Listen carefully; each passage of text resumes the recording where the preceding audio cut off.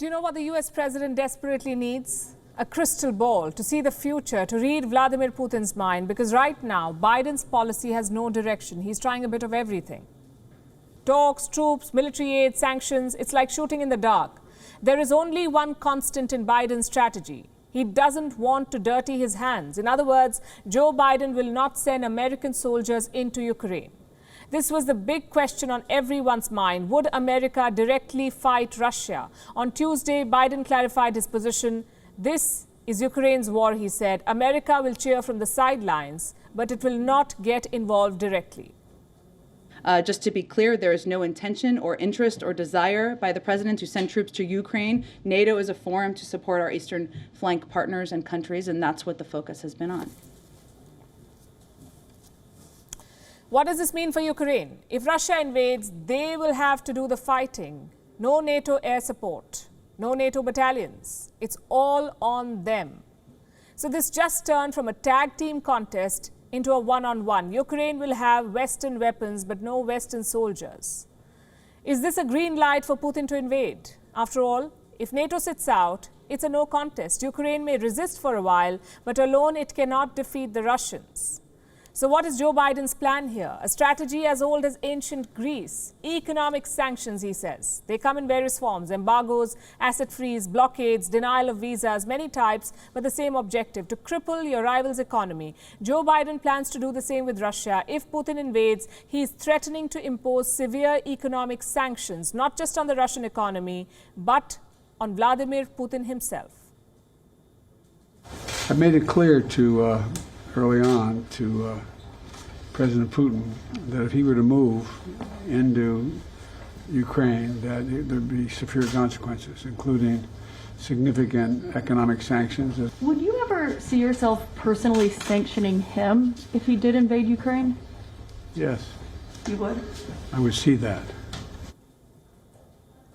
I know it sounds dramatic, but sanctioning Putin is a publicity stunt. Just think about it. It's not like Putin is vacationing in Florida or buying a condo in Manhattan. Sanctioning him is pointless. Sanctioning his economy is a better option any day. But even here, there is a caveat. You see, sanctions depend on two things. Number one, the power of the government imposing, and number two, the number of people joining it. In 2014, the West tried imposing sanctions on Russia. This was after the annexation of Crimea. Russian banks, oil companies, everything was sanctioned. More than 7 years later, what have those sanctions achieved? Nothing. We're on the brink of another Russian invasion. So this time, Biden is upping the ante. He's talking about sanctions that the world, quote unquote, has never seen before.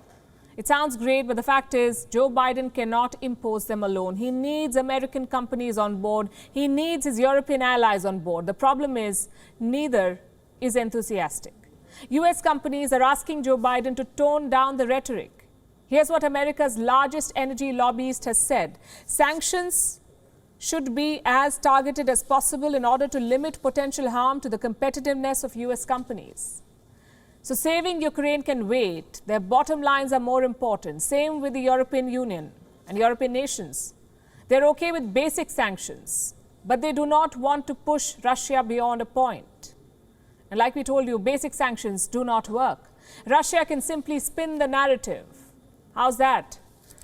A, by looking for new markets. They can sell their energy to Iran or Venezuela or China. And B, by playing the victim card. Putin can galvanize his people by pointing to Western sanctions. It plays into his propaganda.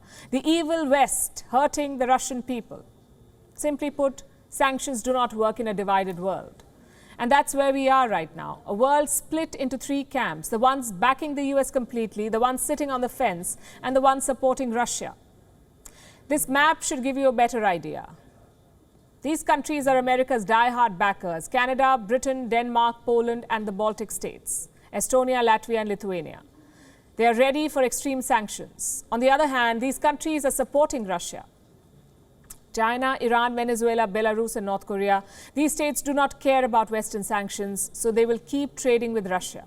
And finally, we have the undecided: Germany, Italy, Spain, France, Hungary, and Turkey.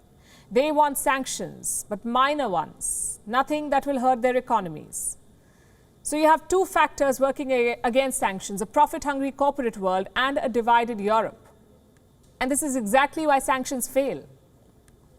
I can give you multiple examples. Iran has been under sanctions since 1979. North Korea since the 1950s. I'm not saying these countries are flourishing. I'm saying those sanctions have failed. Both nations are building their nuclear arsenal. As I said, unity is key to any sanction, and right now the West is a divided bloc. WION is now available in your country. Download the app now and get all the news on the move.